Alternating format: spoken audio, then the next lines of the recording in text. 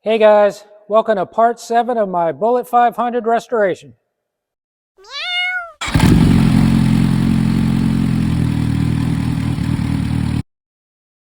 So you can see my lift is back, and that's because we're finally putting the bottom end back on this bike. And this represents a real turning point because we're now finally reassembling things. I hit a few obstacles, and you'll see more in this video, but it looks like it's going to be smooth sailing from here on out, and hopefully no more delays. Okay, so I have the new crankshaft. It's within spec now, so we're good on that front. But this crankcase has just kind of been plagued with problems. I'm like 3 weeks late on when I plan on having this back on the bike. So as a recap, this is what's been going on. So for starters, I got the wrong size bearing. It was the right part number, it was even the right box, but it was the wrong bearing inside of the box. It was too small. I'll put a picture up.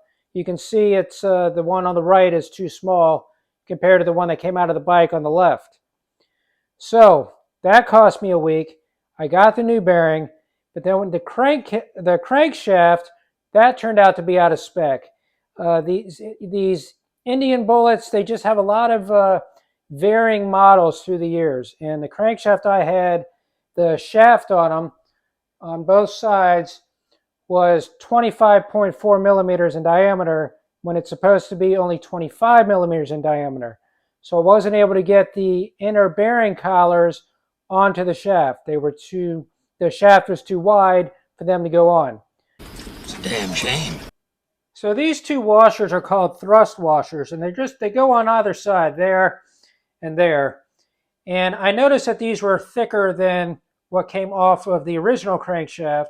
What I did was when I did kind of a mock-up and I put this inside of both halves of the crankcase, when I tried to close it down, there was about a 1 millimeter gap, which is, so it wouldn't close completely. So you can't have that because if you try to just bolt that down, it's probably not going to seal properly anyways, and then you're putting way too much pressure on the crankshaft, so it won't be able to spin freely, and then you just have a complete failure of the bottom end.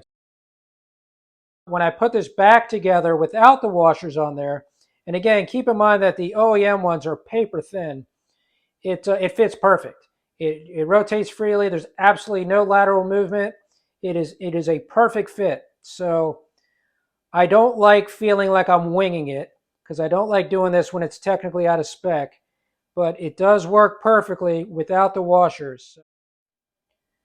Okay, so another issue is with the bearing collars themselves. So on the crankshaft I got that was out of spec, these wouldn't go on at all. They were too tight because the diameter was too big.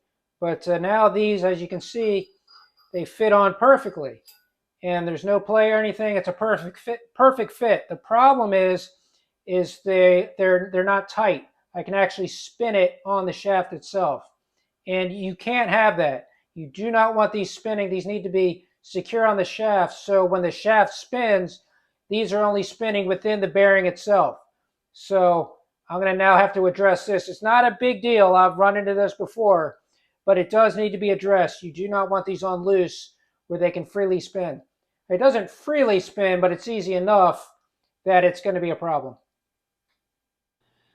So I got Loctite 680, which is a type of Loctite designed for bearings. And it's similar to what you do on threads of a screw, but it's just designed for bearings.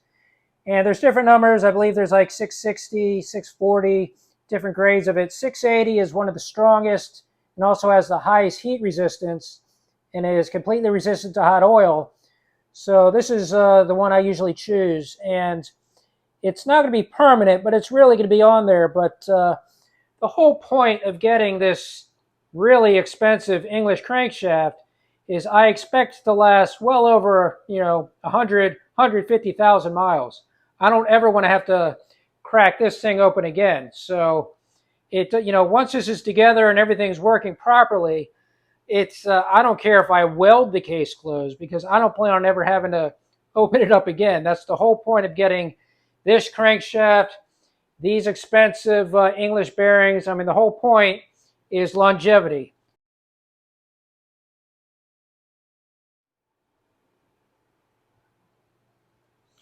So the plan is to put a little bit of the Loctite on that, and then I'm going to twist the bearing collar on.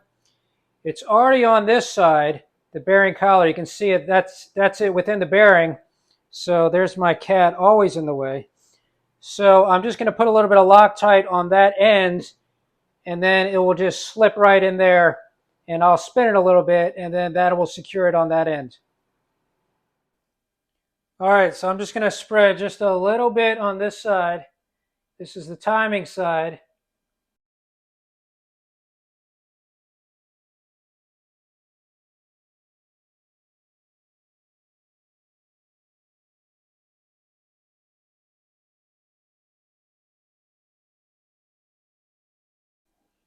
And now the timing side should just slip right in.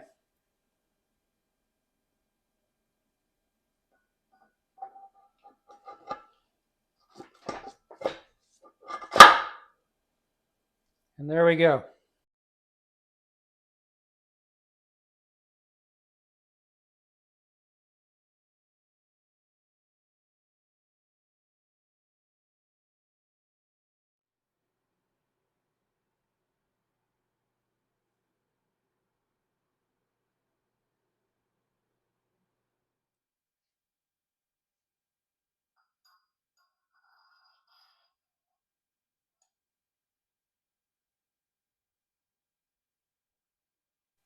On the drive side, there's also a little spacer that goes over the bearing collar. And it just drops right on loose.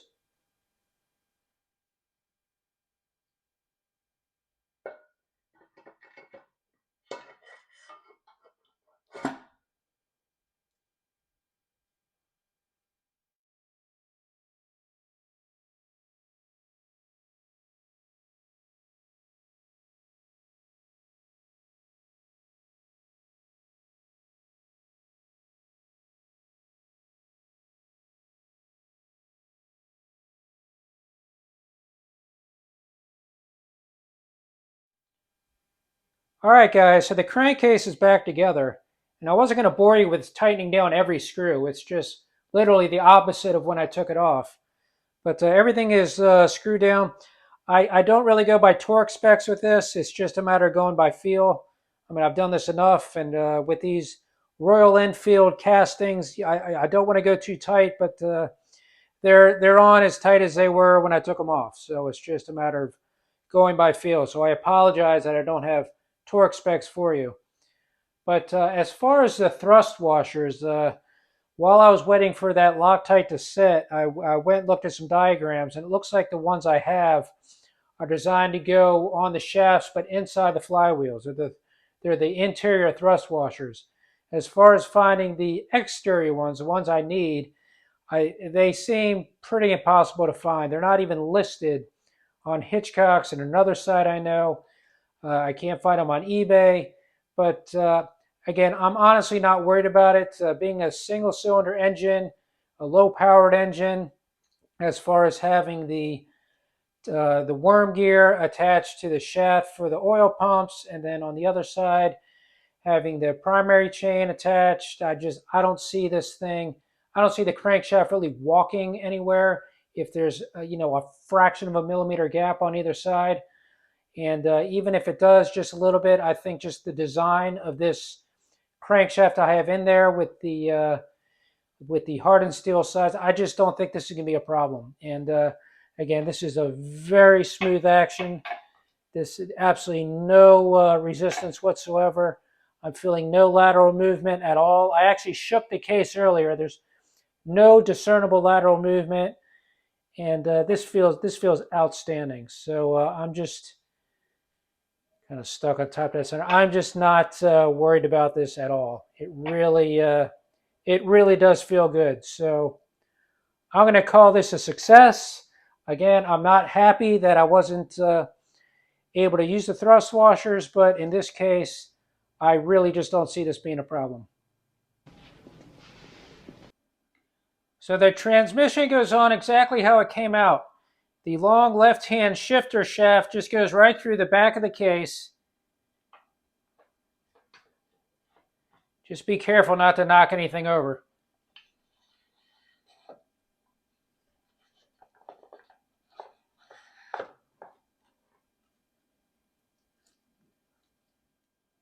Okay, if you remember, I took the studs that were connected to the crankcase out that bolted the transmission to it.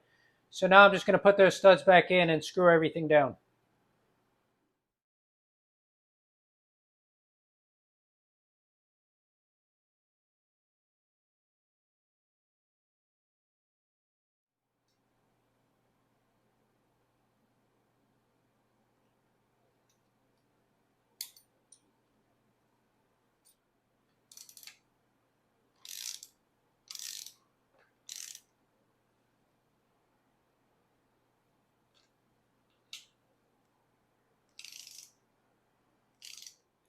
So as you can see, I clearly did not clean the transmission, but all of this is going to be covered up with the back of the primary case, and none of this is going to be visible. So I got rid of all of the metal particles from when I cut that bolt off, but I'm just not really worried about it. Everything is in good order, and I'm not going to start scrubbing something that's just going to be hidden anyways.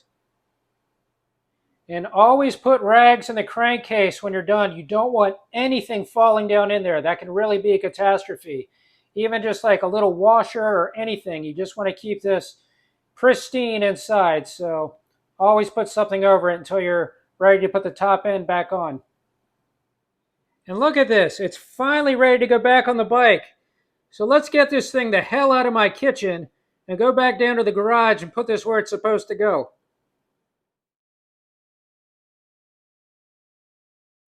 So now we have to get this thing in there. And it easily weighs about 100 pounds, so hopefully we'll get this in one shot.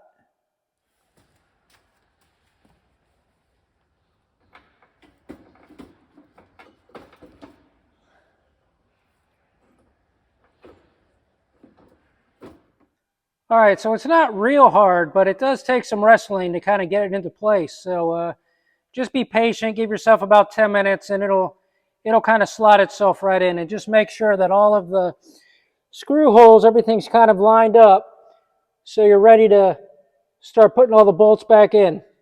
In the front here too, we got that plate that's got to go back right here in the front.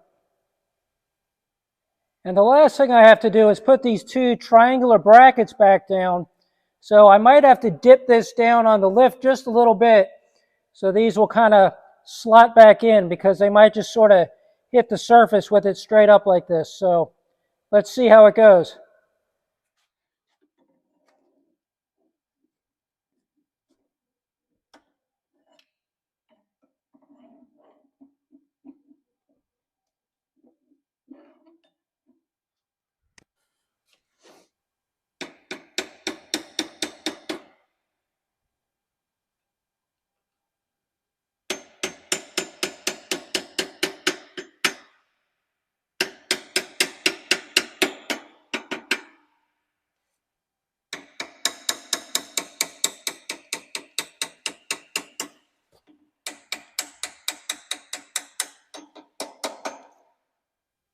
All right, it's really close, but you can see it's just hitting right there on the top. So we're almost there. It's doing that on both sides. So I'm just going to have to dip this down a little bit on the lift, and that should give me enough clearance to get these things pushed all the way back down. So just by lowering the lift just a little bit, you can see it's created a gap, and that should be enough now to just push this thing home.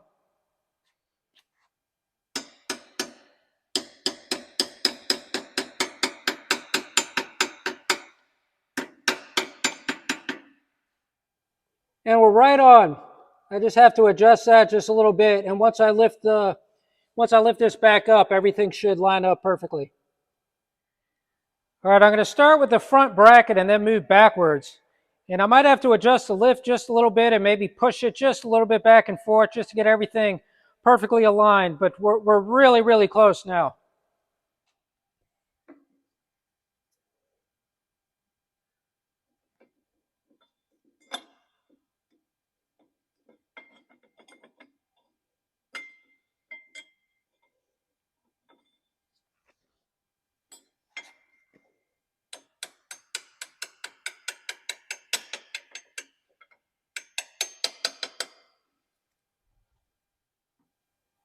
Okay, now that this front plate is on and all the bolts are in, it pretty much aligns everything going backwards. So I might have to push it around just a little bit, but everything should be good to go at this point.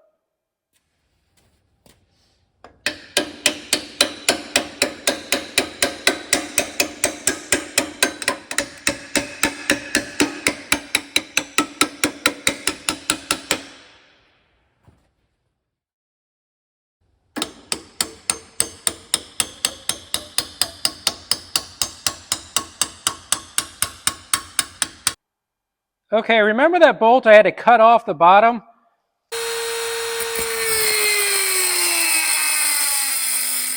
Well, that's what it's supposed to look like. So let's get this last one on and get this thing finished up. See that? So it pushes on without that giant head on it. This is what was supposed to be on there from the beginning. So this one is definitely getting some Loctite. But all the others, the ones in the front, everything else have nylon nuts. So we're good to go with that. So it's kind of hard to see back there, but now I just have to plug the neutral light back in. And if you remember, that's the one that got caught when I was taking the crankcase out.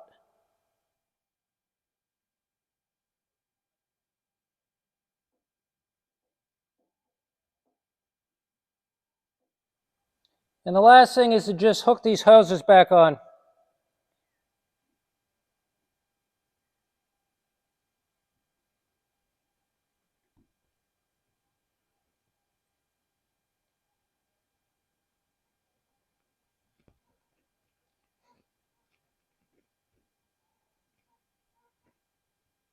And I just need to get a little zip tie for this one, but that's it. So look at this. It's starting to look like a motorcycle again. Things should go a lot quicker now. And in part 8, we're going to do both sides of the crankcase. So we'll put the timing gears back in and the timing cover with the new oil pumps and spindle and also the new oil filter assembly. Then we'll go around to the other side and we'll put on the back of the primary cover, and then I'll put on the new clutch, alternator, and primary chain. But before I do that, I've got to put on the front sprocket because that goes behind the back of the primary cover. So I'll put that and the new chain on. In part 9, we'll put the top end on and the carburetor and air filter. And I'm going to have just kind of a quick separate video on how to clean and rejet the carb because I'm going to have to rejet it for the new air filter and header and muffler. But that's easy and that'll be a quick video. And then in part 10, we'll just do everything else. We'll do the front rear fenders, the rear taillight assembly, new headlight, just all the little things, and just completely reassemble the bike so we can have a final video when I start it up and ride it. And this thing will start. Sure, Jan.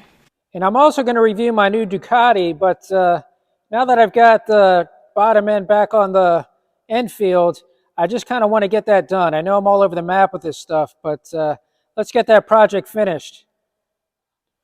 So this wraps up part 7. Part 8 will be coming up soon. I don't see any more delays coming. I've got all the parts I need, and hopefully things will go smoothly from here on out. And if you're new, check out all the other videos and definitely subscribe and stick around. A lot of cool stuff is coming up. So until next time, guys.